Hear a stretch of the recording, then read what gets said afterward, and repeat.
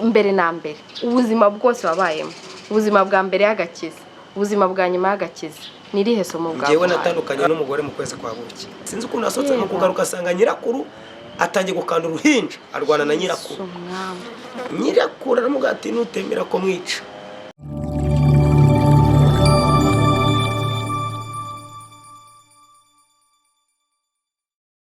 Umunsi rero dufite umutumirwa mushyashya muri kubona imbere ya kamera zacu za Viva Vida ihuriro. Umutumirwa wacu twongeye kugusuhuza. Murakoze cyane. Umukozi w'Imana benshi baramuzi, ariko ku muntu udasanzwe amuzi twamusaba kubanza akibwira abadukurikiye. Okay, murakoze. Nitwa Pasiteri Sekazuba Jean Damascene. Naturutse mu gihugu cy'u Rwanda, mu ntara y'Amajyaruguru, akarere ka Burera, umurenge wa Rugarama. Turakwishimiye. Yego, murakoze cyane. Tubaye ikaze. Amen. Rero ari hano muri Mozambique, hano i Maputo. Mushumba, ni ubwa mbere mugeze hano? Nibwo bwa mbere. Ubwa mbere mwari muhageze. Mwahabonye gute? Uko twahabonye izuba kuko mu ngendo nakoraga niho nakwambuka East Africa, nagarukiraga mu bihugu bya Sahara hafi East Africa, za Tanzania, za Kenya, Uganda n'u Burundi. Niho rero nari nagafashe urugendo rungana gutya, niyo mpamvu nasanze hari izuba. Hano nta cyoroshye gihari. Yari izuba riza ari izuba koko ukaryumva, yaba ari n'imbeho nayo ukayumva. Aravuga ngo umuntu ushoboye ubuzima bwa none ngo ntiyananirwa ibw'Iburayi, kuko wagira ngo ntabwo yabunanirwa. Ahubwo abantu benshi hano bajya bavuga ngo abanyabyaha niho bakabaye baza kwitoreza, ngo bimenyereze umuriro hakiri kare. Turagushimiye rero kandi tuguhaye ikaze. Uretse ko duhuye igihe ngira ngo cyawe cyari cyasaga n'ikirangiye, ariko waje mu bihe hari amasomo koko hano i Maputo. Ibintu tumaze iminsi ducamo wabyigiyeho iki? Nicyo nigiye ku bintu nasanze wenda byansanze hano, kuko ntabwo nasanze bihari byabaye ngeze hano. Icyo nabyigiyemo ni ukubwira ko umuntu ntacyo akwiriye kwirata. Urabona nageze hano mvuga ubutumwa, ukabona abantu bamwe ngo ntibashobora gufunga amaduka yabo ngo bazi mu kuboneka rimwe na rimwe. Kabaza pasiteri ati ko bamwe batahari, bati inaha akazi kacu k'ubucuruzi ntidufunga, ituze imbere y'Imana, ariko itegeko ry'imyigaragambyo ryatumye bafunga. Ubwo rero biriya ni isomo rikomeye ribwira umuntu ngo ntacyo yakwishingikirizaho. Iyo abantu babwira abantu ngo ntimusohoke mu nzu kandi wo kirirwa mu rugo, rijyaduka bavuga ngo nturabona umwanya wo kujya gusenga, ukarita aho ngaho. Twabonye amaduka menshi yasahuwe. Bivuga ngo niba biri ari iby'umuntu yabaga yishingikirije yabonye ko ari ubusa. Rero twabwira abantu ko iby'isi tuba dufite cyangwa iby'Imana ibiduhaye ni intizanyo. Iby'Imana ikwiye kuduha ntabwo tugomba kubirutisha Imana. Imana igomba kuza ari iya mbere mu buzima bwacu. Urabona hari igihe twamaze iminsi ibiri, hakurikiyeho tumara indi ibiri, ukabona baravuze ngo duhaye ejo ntituzasohoka. Ubwo rero ngatekereza se ko bavuze ngo duhaye ejo ntituzasohoka, ejo hakarutse indi tangazo bati n'ubundi nta gusohoka. N'ubu nabonye amatangazo. Abonye ni amatangazo, bonye abantu. Ikindi nigiyeho nkanjye uba mu Rwanda, utuye mu gihugu cy'u Rwanda, nigiye kubona umuntu uraje mu muhanda, kuko njye mu Rwanda simbibona, akavuga ngo perezida ntaranyuraho. Ukabona yakuze ati perezida ntaranyuraho. Ukabona abantu barafata amabuye baratera polisi, baratera abantu bafite imbunda.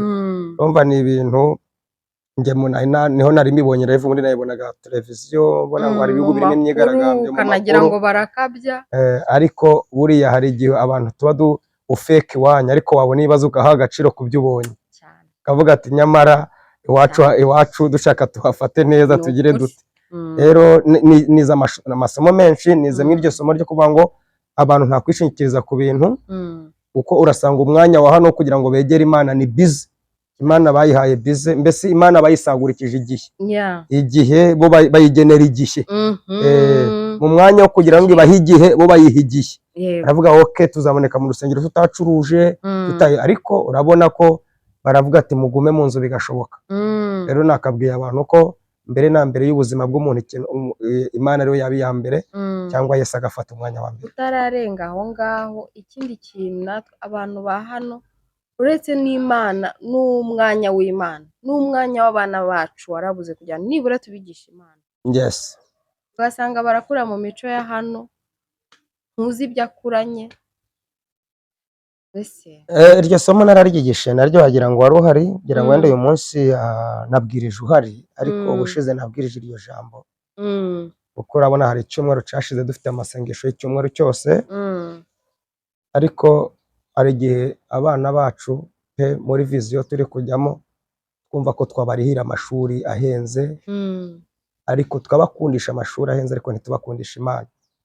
Ugasanga wa mwana wagize ubushobozi bwo kumurihira amashuri akomeye abaho, ariko wamureba ari umusore ukamushakamo ubusore, ukamushakamo iki, kubera ko watanze amafaranga yo kugira ngo yiga ariko ntiwamwigisha Imana. Ugasanga umwana ibintu akora ntibimeze nk'iby'imyaka afite. Ni ukuri. Ugasanga umwana afite imyaka 17 ariko aracyatese no gushobora kwikenyeza ipantaro ntibishoboka. Icyo ashobora hurutura ikijambo akakikubwira ukibaza niba ari we mwana cyangwa niba ari wowe. Akavuga ikijambo wowe Mary Boro, ukumva ibintu bya Boro akitanyira ngo ni Boro. Urumva rero kabisa wamuhase amashuri, umurihira mu ishuri rikomeye utanga amafaranga menshi, ariko ntiwamuhata Imana, ntiwamuha Yesu. Kandi Yesu niyo wa mbere mu buzima bwacu cyane. Nitubarihira amashuri ariko mbere ya mbere tubahata Imana, bamenye Imana. Ubuzima bwose waba ufite butarimo Imana ni ubusa, ni bure. N'abana bacu rero ubwenge amashuri bakwigamo uko yaba yigisha kose badafite Imana ni ubusa. Ni ukuri. Yego. Icyo uvuga ni ukuri mushumba. Aha, nakubaza ikindi kintu nakubaza. Dusimbutse tuve ku cyo wigiye hano muri iyi minsi n'uburere bw'abana bari hano. Ndashaka kubaza utuntu twinshi dutandukanye kugira ngo mbese dufatanye iki gihe nyine tukibyaze umusaruro gakeya, nta mwanya dufite wo kuvuga ibintu byinshi twakabaye tubivuga. Ndashaka kubaza ese nk'umushumba, nk'umuntu uzi Imana, muri iyi minsi dufite ingo nyinshi ziri gushyira imbere divorce, wowe uzibona gute? Ntago kunze kandi umbaza n'ibibazo byiza. Wenda tugeze mu icyo kingo ziri gushyira imbere divorce, wanyemerera n'ubundi nubwo kari gasa nk'akaduciyemo tugasenga, noneho kambaza Imana Uwiteka Imana ikomeye ushobora byose, iki kiganiro tukuganira reka cyoborwe nawe, kandi ibyo tuvuga bivuge tubwirijwe nawe. Ngaho yobora iki kiganiro ariwo kihagararamo, kandi biva mu kanwa kacu byubaka imitima abantu benshi badukurikira, bigira bibavana nawe bagera, nitwaba twe nitwacu twakora tutagufite, Mwuka wera ari utubera umuyobozi. Urakoze kuratuyobora mu izina rya Yesu, amen. Ndakibuka ikibazo warumbajije. Batubabarire twagiye mu bibazo kubera igihe dufite kubanza kukiragiza Imana, kandi ari byo twavugaga ko byose tugomba kubiragiza Imana. Ni ukuri Imana nayo ubwayo itubabarire. Warumbaje ikibazo cyerekeranye n'abantu babazi Imana, basenga Imana ariko bakashyira imbere divorce. Wenda abantu bazi Imana ntago wabuze Imana gushira imbere divorce. Ikintu cyo navuga abantu bose basenga suko baba bari kure ya Satani. Ijambo ry'Imana avuga ngo abana b'Imana bateranaga bashengeraga niko abana na Satani yabaga hari. Yego. Bishaka kuvuga ngo kuba umuntu asenga agashira imbere divorce, uriya ntago wagakijijwe. Nibyo mu kanya wabonyemo mbwiriza mu rusengero, isi zarangira urusengero rurimo abakijijwe rurimo n'abanyabyaha. Muri rya jambo nabwiye abantu ngo kubona umuntu ari akoze icyaha ukamucireho iteka, kuko intwari yirata ubutwara ruko itabarutse. Warumbaje ngo kuki ingo z'abagaragara ko basenga zikomeje ubona ziri muri divorce nyinshi. Satani ntago ashaka umuntu afite, ubwo ashaka umuntu adafite. Ntaco yaba mushakaho niba umuntu ari mu maboko ya Satani ntaca amushakaho. Kandi Satani kuba umuntu usa nk'udasenga akoze divorce ntago Satani yabyirata. Icyo abantu bankurikiye babyumve. Satani yirata cyagiye ubona wa muntu witwa ngo arasenga akoze icyaha, ibyo Satani arivuga. Naho kuba ngewe Sekazuba ndi umusinzi ndi umujura nzwi akora icyaha cya divorce ntago abantu bakigiraho comment nyinshi cyane, na Satani ntiyakivuga. Ikintu Satani yivuga ni iki? Ni kwa kundi kubona ngewe pastori nakoze icyo cyaha, aha agenda yirata kubona ati mwana mubonye uriya ni yari pastori none yakoze divorce, bigatuma noneho n'abafite intege nkeya abigarurira kavuga ati niba uriya yatsinzwe ngewe ndajya hehe. Niyo mpamvu ubona divorce cyane iri mu bantu bitwa ngo barasenga, iri mu bantu bitwa ngo bakurikiye Imana bamenye Imana. Nibyo aho niho Satani afite imbaraga nyinshi cyane. Kandi nibuke neza ijambo ry'Imana avuga ngo wasiwe ugushije ishano kuko umanukiwe na Sekibi. Rero niba wafashe umwanya wo gukizwa bigusaba guhora amaso, bigusaba gusenga, bigusaba kwiyemeza, bigusaba kwihangana. Izi ngo zose ubona zisenyutse benshi Satani abasigiye kane cyo kwihangana, kavuga ati okay kwihangana birananiye, abakobwa barahari, abagabo barahari, yenda divorce tukayikora cyane. Kandi kanze nkubwire natwe tuzubatse ntibivuga ngo nta bibazo duhura nabyo, ariko bisaba kwihangana kuko nta muhanga ushobora urugo ubundi. Urugo ntazagira umuntu kwiyemezaho ngo njewe kaminuza y'urugo narayirangije. Mu rugo ntaburi kikugerageza, ikigusaba ni ukwihangana. Ubundi hari ibihekane birishobora kugufasha mu rugo. Igihekane cya mbere ni ukwihangana, icya kabiri ni ugukunda uwo washatse, icya gatatu ni imbabarira. Ibyo bintu nubigira uzagerageza mu kubaka. Ariko nudashobora kuba wababarira, kuba wasaba imbabazi cyangwa unababarire washakanye n'umugore, shere nakosheje mbabarira, kiyagaraho ngo ndi umugabo se ndasaba umugore imbabazi, oya. Iki kintu muri gihe cyo kuvuga ngo uwo mugore namukoshereje ngo musabe imbabazi, kubaka birananira. Ni ntashobora kwihangana, ejo umugore arakosa numwe nashoboye kwihangana dutandukana. Ni ntashobora gukunda umugore wanjye, ni ntamukunda, ejo nzabona abandi bagore mbone ari beza baruta umugore wanjye kubera kuko nta rukundo namuhaye. Ariko ni muha urukundo muri nge, isa ku isa rwa rukundo muha azajya aho ishusho yiza igaragara ko ariyo ya mbere. Ariko igihe utamukunda udashaka kumwegera ibiguha avantage yo kubona ko ari mu ukabona abandi ko ari beza. Niyo mpamvu ubona Satani dukingirije mw'ibyo tutakunda abagore bacu mu kanya akatwereka bari akari beza, bikatuviramo na za divorce za buri kanya.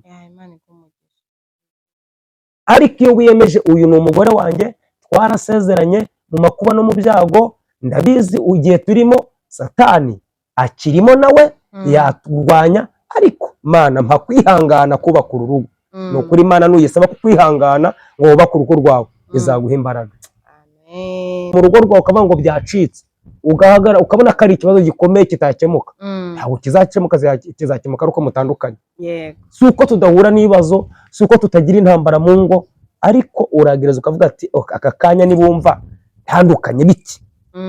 Ariko Satani nakugezeho baragira nk'iki arayikwaka, arayikwambura akavuga ati baragira nk'iki ntayo. Ariko base nkanjye ko ndi umupastori nibumva nkoze divorce nubwo umugore ampemukiye bite, icyo gihe nugira baragira ngo iki, biragusaba no kwiyakira bitume wegera umugore musabana imbabazi. Ese ko ndi umugore aka kanya ashatse ko nzi ko hanze rimeze nka gutya bite, icyo gihe biratuma we n'uwo mwashakanye muhorana mutangana imbabazi munakundana.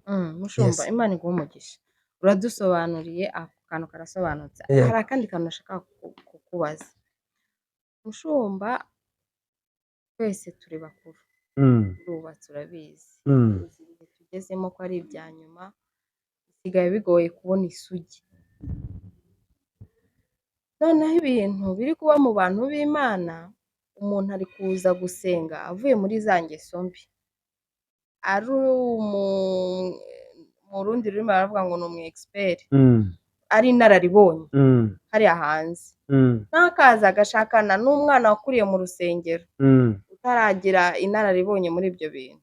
Bamara kubana wa wundi w'inararibonye agatangira kubona ibyo yaje ashaka si byo ari kubona.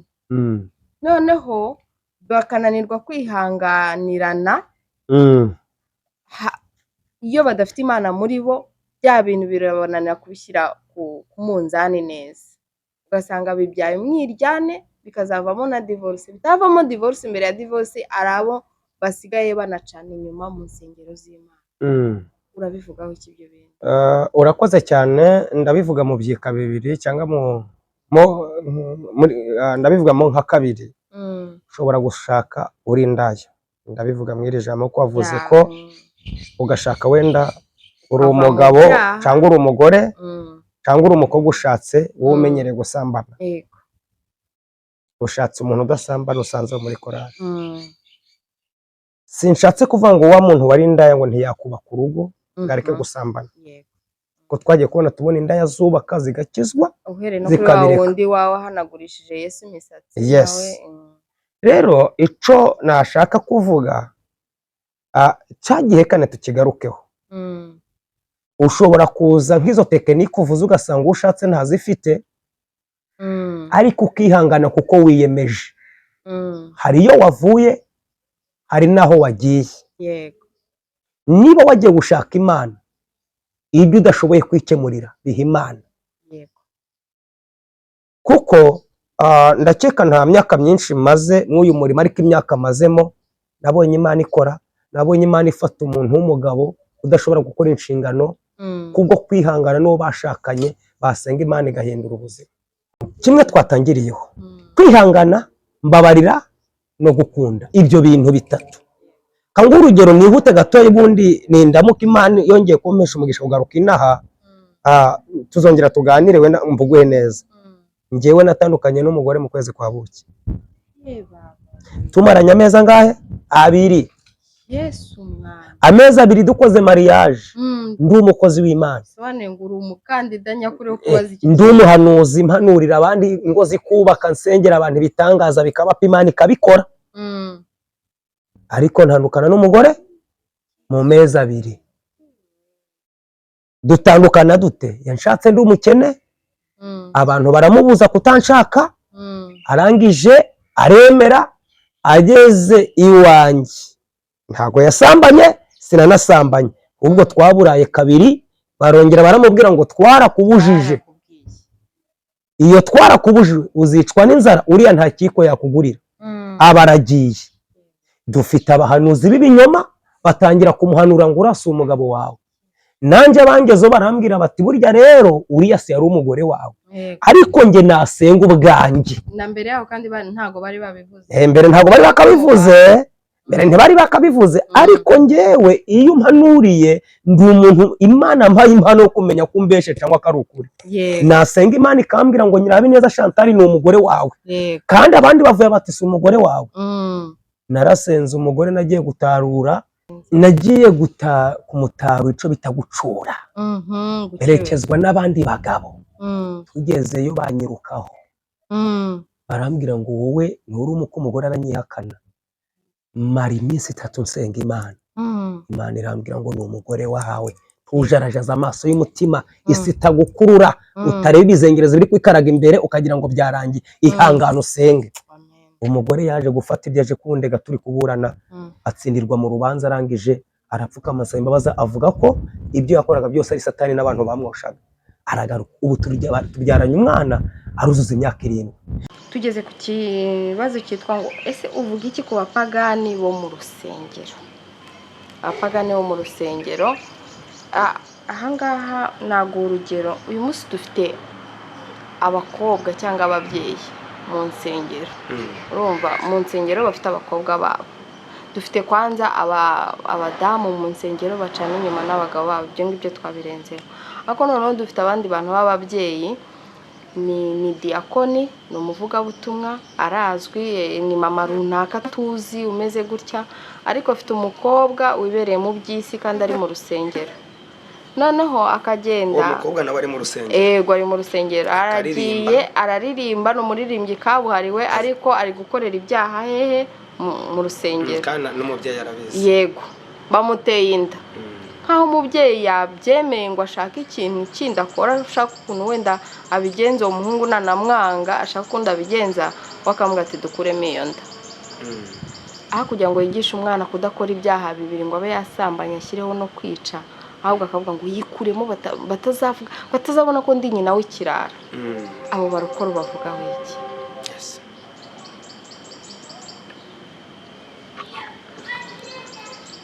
Nyine abo barokore nyine wowe ubavugaho iki? Ibi bintu nk'ibyo biri kubera mu nsengero ubivugaho iki? Urakoze cyane. Icyo nabavugaho, icya mbere uwo mubyeyi yagize uburangare. Abahanga baca umugani ngo icyaha ugikumira kitari cyaha. Yego. Iyo umwana wawe mubonye mu ikosa ukarekera iyo ugaceceka, rya kosa kugira ngo rijye hasi rirakura. Kwa gusambana umenye ko umwana waza mu rusengero ukabuzi ko asambana, ntumucahe, ntumwereke ko ari bibi. Cyambere wagize uburangare, warangaye ku mwana wabye kandi ufite inshingano zo kuba wacaha. Iyo rero Satani akomeje kubana nawe akaba mu rusengero agatwita, nizangaruka z'uburangare bw'umubyeyi, nizangaruka zica kuri wa mukobwa. Icyo ni icyaha gikomeye. Uramiyunda ukoze ibyaha bibiri. Yego. Navuga ko ari bitatu. Wa mubyeyi wararangaye, ndetse bigaragare ko wanamushigikiye. Yego. Tiwabera umwana we maso, tiwamucashe. Noneho mugira inama yo gukuramo iki? Inda. Inama y'icyaha cyo kwica. Niba warangaye, niba wagize ubwo burangare, urakomeye mu itorero, umwana agasama inda, ariko ikora ikintu cyaje kumubwira ngo kuramo inda. Nukuri. Kuko nubwo ayikuyemo abantu ntibabimenye ko umwana we yasamye, ariko Imana izi ko uri umunyabyaha, uri umwicanyi, ukaba warakoze icyo cyaha. Nkunze kubwira abantu ngo bareke gutinya amaso y'abantu, ngo batinyuke ijisho ry'Imana. Uko ni ugutinyuka ijisho ry'Imana ugatinya iry'abantu, kandi twe twari dukwiriye gutinya ijisho ry'Imana kurusha gutinya abantu. Wakiranuka wenda nta rufunguzo, nta mapingu waziritse umwana wawe, wamubwiye ari igihe unabwira umwana akakunanira akanga kumva, ariko igihe atwite reka uwo mwana avuke. Vuga uti Imana ntako ntagize nk'umubyeyi, naramuhannye, naragerageje, ariko umwashira protection kwiyonda, ufashe umwana kugira ngo atagira amaraso abarwa mu rugo rwawe yo gukuramo inda. Uwo mwana ntuzi icyo yavuka ngo abe cyo, ashobora kuvuka agaragara ko ari ikinyendaro, ariko tuzi n'ubu abantu bafite umumaro, bagaragara neza, batazi base bababyaye. Yego. Uwo mwana ntuzi icyo yabamo, yaba umupasitori, yaba umudiyakoni kukurusha, yaba umucuruzi, yaba umukozi wa leta, yaba umuganga, yaba umwarimu cyane. Rero reka tubwire abantu bari mu itorero, tugerageza tubwire abana bacu, niyo byakomera uzereka Imana ko nta kintu utakoze. Ariko nubikora utyo ngo utinya amaso kugira ngo icoro cyawe cya diyakoni kwicara imbere, ukomeze wicara imbere, wicaye imbere uri umunyabyaha. Bari kukubaha kukome mu rusengero, ariko uri umunyabyaha. Nkunze kubwira abantu ngo tureke kugaragariza abantu ko dukomeye, tugaragariza Imana ko twakomeye mu guhangana n'ibiturwanya cyane. Imbere y'Imana agaragara nk'ukomeye, tugaragara imbere y'abantu nk'ukomeye. Kuko nukomera imbere y'abantu, imbere y'Imana ukaba ubusa, ntacyo uri cyo. Nta nubwo dukoreye Imana ngo dukomerare, dukora ngo Imana duhamagaye ihabwe icubahiro. Guhabwa icubahiro rero ni ukugenda mu mategeko yayo. Yego. Dukuri Imana iguhe umugisha. Dusoza rero umukozi w'Imana, hanyuma wenda nk'uwo mwana w'umukobwa, tuvuge ugize ikibazo nk'icyo ngicyo, noneho nk'iwanyu bakakubwira ngo uyikuremo, hanyuma uwo mwana w'umukobwa akabyanga, akavuga ati njyewe nzemera nitwe akabarore mu rusengero, ariko ntabwo ndi bwice umwana wanjye, nakoze icyaha yego ariko singiye gukora ikindi cyaha cyo kwica. Nagira ngo ubwire none abantu bitorera bakwiye kumufata gute? Umwana wemeye kuba ikivumwe, yemeye icyaha yakoze. Yes, yanze gushiraho ikindi cyaha, ariyemeje bati cyane aragikoze, yego ndatwita, nta kindi cyandongera gukora, nta kindi ndi bukore. So ndashaka kugira ngo mvuge ikintu wenda kuko aha turi kwitangazamakuru, turarebwa n'abantu batandukanye. Yego, nditangaho urugero.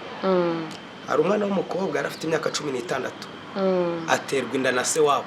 Ise wabo uvukana na se, Imana ikiranuka, se wabo amutera inda. Amuteye inda yabaga kwa nyirakuru. Ise yabaga i Bugande, na nyina baratandukanye, mbese aregwa kwa nyirakuru ari gatoya. Ise wabo aramubenguka aragakumi. Amuteye inda, nyirakuru aramubwira ati sinshaka ko bafunga umwana wanje waguteye inda, reka dukuremo inda. N'ibintu byabaye ku mugaragaro, ndi imbere y'abantu n'imbere y'Imana. Nyirakuru ajya kumugurira imiti yo gukuramo iki inda. Umwana arayifata amera nk'ugiye kuyirira mu cyumba, arangije ajya mu bwiherero ahita muri toilette. Inda irakura, ikuze. Nyirakuru yituruna inda yakuze, yagaragaye. Igaragaye akora tekinike igihe igiye kuvuka, akora tekinike bari umwerekeza bageze ku kigo nderabuzima. Ntaravuga izina ariko wenda bankurikiye banzi barahita babimenya. Nyirakuru avuga ati namara kuvuka umuganga akamubyaza akarangara ndaniguye uruhinja. Leo sinzi ukuntu umuganga yagiye, umwana agiye kwihagarika, umwana wari wabyaye sinzi ukuntu asotse mu kugaruka asanga nyirakuru atangiye gukanda uruhinja, arwana na nyirakuru. Nyirakuru aramubwira ati nutemera ko mwica tuzabe wanje, ntungarukire wanje. Bageze mu rugo amuraza mu ruzitiro n'umwana w'uruhinja. Umwana agira agahinda kenshi, agenda mu nzira abibwira umumama umwe uvukana n'uwo nyirakuru. Urumva? Abimubwiye ati rero ngiye gusenga ntaco nakumarira, tujyane ku mukozi w'Imana witwa Sekazuba. Ubwo bankurikiye barahita babyumva ko umwana arerewe iwanje. Bageze iwanjye turasenga, bamico cyifuzo, barambwira ngo ntahafiteho kuba, ni musengere Imana imuhe wenda naho yakurumba 10 akodesha abanemo n'uruhinja. Ijwi rinkoreramo ry'Imana rirambwira ngo uwo mwana nagumaho. Yari afite imyaka 16, uruhinja rwarariraga, yatekeze ko nyirakuru yarize nawe akarira hakabura uwahoze undi. Abi wanje noneho rwarira umugore akahoza uruhinja nanje ngahoza wa wundi wamuvyaye. Imana ibaho umugisha. Ubu ni mukuru, umwana yarakuze, ubu ari kwiga mu wa mbere. Umukobwa naye yabaye iwanjye, ubu mubonye ntiwamumenya, yongeye kwigarura ubuzima. Rero ndashaka kuvuga iki, bene data bavandimwe mudukurikiye, niba ubonye uwo mwana w'umukobwa yaratewe inda akabyara uwo mwana, wimuha akato. Ahubwo gerageza umwereke nubwo yakoze ikosa, muhe imbaraga zo kwita ku uwo mwana. Niba ufite n'ubushobozi umufashe, kuko hari benshi babyara nk'ufite ministeri yitwa Baho, igenda ifasha ubone nashize gusura abana babyara iwabo batishoboye, ari ubukene bajya nyuma bakiheba, tukajya tubasura tukaba bahuriza hamwe, ukaba wabakura n'agatenge kuko hari ibitenge bita London bigura 2500. Iyo ukamuhaye ukamuha n'isabune uramuhumuriza, ukamubwira ati humura nubwo byakubayeho, Yesu arahari. Humura, uyu mwana azakura azakubeshaho. Ntibakwereke ko umwana wabyaye ari ikibazo, uyu mwana azaba igisubizo. Iyo mubwiye iryo jambo kari igisubizo, yita kuri wa mwana yabyaye afite imbaraga. Ariko iyo umuhagije ukamuha tukamwira ko ari ikibazo, ahora kubita wa mwana akamubwira ngo urikira, ariko humura nubwo wabyaye. Ugahita umurugera tarugonzi wavutse nkuko abeshejeho nyina. Mwereke ko uwo mwana yabyaye kari igisubizo katari ikibazo.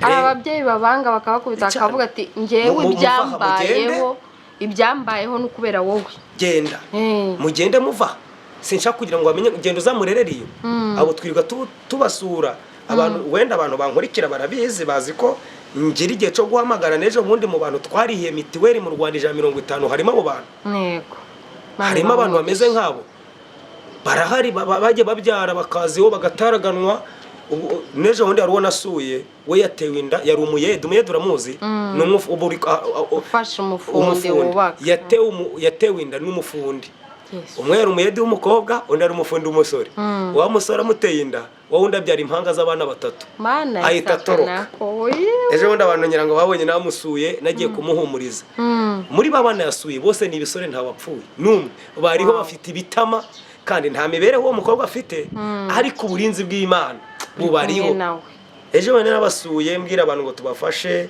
ndi hamwe n'ubuyobozi bw'umurenge ndagenda mbakora ubuvugizi ngo abantu batabara uwo mukobwa kuko byabaye intambara akibyara yamanje guharasingwa n'abavukana nabo batijana ibi byana bajyane kwa Gizoni kubyari wanyu kabyara impanga bageze nyuma ababyeyi bariyakira ariko twaje turamukasaringa turabwira komera abana bazakomera bana b'abasirikare b'igihugu baba abapolisi baba abaganga baba abakozi b'Imana bagira bati ariko twasi tumuremeye ihumure tugezeyo ndamubwira sika abana basa nabi ngo nabuze igikotoro cyo kubasiga uwo munsi kugira pita mbagurira amavuta n'abandi basige aba n'umugisha ejo bangira neza wibona kabo bana bazagira umugisha nyina wabyaye nawe yakugirira neza yego nawe wireba kuko kari ikibazo yabamo igisubizo ntabera igisubizo nyina mubyaye nawe akazakubera igisubizo cyakabera igisubizo abantu uzabyara cyakabera igisubizo abuzukuru uzabyara kandi nawe uri kubyara ntabwo uzi ko nawe ibyamubayo nabyagira bite byakubaho bisaba rero kubagira tukabakasaringa twaba ngo mukomere nubwo mwabyaye mwikwiheba mwikumva ko ubuzima bwanyu bwarangiye turabizara abashaka tukabakasaringa ejo bakongera bakubaka ingo zigakomera yego ikibi nukongera tubabwira ngo kora ibi kubera ibi ahubwo niba koko wicujije kwicuza si ukwica uwo mwana kwicuza si ukumujugunya senga Imana ngo Mana nakoze iki cyaha kimbabare nta kindi nzakora uhangane n'ibyo gusa ariko ntitubabwiye ngo ejo jyayo ujugunya ya wihanire kure dusoza rero waha abantu iyihe nama mbere na mbere ubuzima bwose wabayemo ubuzima bwa mbere y'agakiza ubuzima bwa nyuma y'agakiza nirihe somo bwaguhaye isomo rya mbere mbere ntari nakizwa yego mbere ntari nakizwa ndibuka neza ko batanze n'itangazo ngo nibanyica akarere karagira amahoro urumva kuko nari umuntu wananiranye rero isomo nakuyemo umuntu wese ugihumeka ntukamuvune umuntu wese ukihumeka ukabona gifite umwuka atari yapfa uwo muntu yakubera igisubizo nubwo akubereye ikibazo uyu munsi narindi ikibazo mu karere ka Burera nkubwiye ko habaye itangazo rya meya abantu bagena amati n'ubuje umutekano akarere buri gihe cyose niwe wibye wacukuye amazu niwe wateye abana amawe niwe wakoze ibe niwe bafatanya amakanyanga hashiraho itegeko ryo kuba ngo bazandasa urumva rero igisubizo mfite kubwo buhamya no kuvuga ngo umuntu wese mbonye mu buzima yaba nk'urumogi arunywesha amazuru yaba agira nkabona ari muzima tungaye ikiganza kavuga ngo Yesu nahuye nawe yahura n'uriye isomo nabonye ni ukudasuzugura umuntu wese uko yaba ameze kuko narasuzugurwaga nagiraga nuko icya kabiri nanze kumva nkuko bari bavuze ndasaba no kugira ngo abameze nkuko nari imeze bumve nanze kumva impanuro ngera muri gereza ingaruka ni iyi yuko nashakanye nawe bwa mbere yahise atabana banjye bagira ingaruka ati umwana afite imyaka 3 undi afite umwaka n'amezi 2 bagira ingaruka y'ibyaha bya se na nyina yego barwara bwaki nubwo Yesu yayibakijije ariko bagize iki ingaruka zabaye z'ibyaha rero mbwira bakora ibyaha nkanjye nudukurikira kira niba Yesu aguhamagara mwakire vuba kuko naho ingaruka zirahari yego irindi somo nabonye ni ukumara kwakira Yesu nakire Yesu abantu ntibemera ko nakijijwe mvugirizwa induru ni rya jambo ryo kwihangana kubera ko namenye ko Yesu atanga amahoro narihanganye ariko uyu munsi wa none wari witwa ikibazo ntabwo ngira ikibazo amen uwo mbereye ikibazo uyu munsi ni Satani n'abakozi aho babereye ikibazo, ariko ndakeka imbere ya data wo mu ijuru ntitatse ntimamye imbere ya data wo mu ijuru ntabwo ngira ikibazo, kubwo Satani niwe mbereye ikibazo. Rero icyo navuga mu isomo ryose, ubuzima bwose ntukabusuzugure, ntugasuzugure uwo muntu ko ari umukene, ntugasuzugure uwo muntu ko ari umunyabyaha, kuko ejo yakwihana pe. Ntabwo nari nzi ko mu myaka 9 mvuye muri gereza nabandi umupasitori, ntabwo nabandi nzi ko mu myaka 9 naba mvuye muri gereza nabandi kwishurirwa indege nkaza Mozambique cyane, kuko wibuka ko hari n'abakijwe imbere yanjye batari burira indege. Niyo mpamvu nshaka kugaragaza ubuzima bwose, ntabwo kuko nje ndi umuntu wakijwe mba mu nzu y'amabati 6, abantu bankurikiye barazi iwacu barahazi neza, iyo nzu ya Irene guhoma. Ntabwo nari nzi ko mu myaka 9 naba mfite urugo nanjye nishimira ruba mu muryango wanjye. Ntabwo nabanze mu myaka 9 nabaga mvuye kumwiyo kanyanga nkaza nkakubita mama, nasanga atari yarya agahita aja kuryama kuko abaze ko ndabimutesha. Ntabwo nabanze ko mu myaka 9 menye Yesu, maje kumenya Kristo, mama ubwanjye nanjye ndi kumugura igitenge akacyambara. Mu mwanya aje kumusoka akavuga ati urutwa niyavuyemo, uyu munsi ndi gufata ingendo mama agapfuka mati undindira umwana, kandi kera yava ngo irakavamo. Rero ndashaka kubwira ubuzima umuntu ahagazemo bwose, wimuvuma wibona ko bwarangiye ejo bwahinduka. Nawe uri mu bwo buzima wikumva, kuko njye nigeze kuvuga ngo ubuzima ndimo nta bundi ni urupfu, naboneka ko napfuye. Nawe uburimo rero ntuzane message kubwira ngo wikwivuma, hirya y'ubuzima uhagazemo hari ubundi buzima, hari Imana ishoboye byose. Rero ndashaka kukubwira ngo isomo nigiyemo n'iry'ingaruka nk'ibyo, kandi n'ingaruka yabaye yuko umugore nawe yagize ingaruka. Uwo mugore avuye mu mazi 3, uwo wataye abana banjye, urumva nawe yagize ingaruka, kandi sinabimwifurije. Ikindi cya kabiri nshimira Imana yuko anshoboje kumugenda nkamubabarira. Ikindi nkamwigisha Yesu, yaje gusenga iwanjye, abantu barabizi yuko ageze nyuma kongera akagwa, ariko ibyanjye nakoze Imana yari yarampaye narabikoze. Yaraje aza gusenga iwa aho nyobore cyumba cy'amasengesho, ariko kwagukizwa biramunanira ngiye nkomeza urugendo. Kandi hari umuririmbyi wo muri Kiliziya Gatolika urimba ngo komeza inzira watangiye wicika intege, wahisemo neza Nyagasani muri kumwe. Rero yacitse intege je nkomeza inzira, ariko ndacamusengera. Ntago namwibagirwa kuko nta ryari ryarenga aracari muzima nawe, kandi naramubabariye n'abana ndabatumaga bakajya kumusura. Rero ubwo niyo somo y'ubuzima bwanjye, ibindi n'ingaruka nzabibabwira nagiye nsimbuka. Umukozi w'Imana urakoze kuduhesha umugisha hano kuri channel yacu ya Viva Vida ihuriro. Nukuri Imana iguha umugisha, ndanezerewe kugirana ibihe nawe, ndanezerewe ikiganiro twagiranye. Nukuri Imana iguha umugisha. Rero twasezera, hanyuma ibisigaye Imana iduhana umugisha. Natwe turabasezeye umuryango mugari udukurikiye, Imana ibaha umugisha, ariko munyemere nongere mbasabe umugisha mu isengesho. Uwiteka Imana ikomeye, uri Imana nziza, abadukurikiye kwiyicano aho bari batandukanye, reka mbasabira umugisha, reka amahoro yabagereho, reka abadukurikiye barwaye bakize, abadukurikiye bafite ibibazo byanze gukemuka ubikemure, abadafite icyerekezo bahe icyerekezo, abari mu bihugu birimo intambara zihagarike, kandi Nyagasani abadukurikiye batari bakira Yesu Kristo bakira umwami Yesu n'umwami n'umukiza mu buzima bwabo bakizwe. Kandi abadukurikiye bafite ingo zidafite amahoro uziha amahoro mwami, ni nabyo twaherewe bya divorce. Reka wubake mwami, reka urwanye Satani uri kwinjira mu ngo z'abakozi bawe. Urakoze mwami, hesha umugisha iki kinyamakuru, ucagure ugikuze ugikundisha abantu mwami, nitugaruka tuzasange cyaragutse.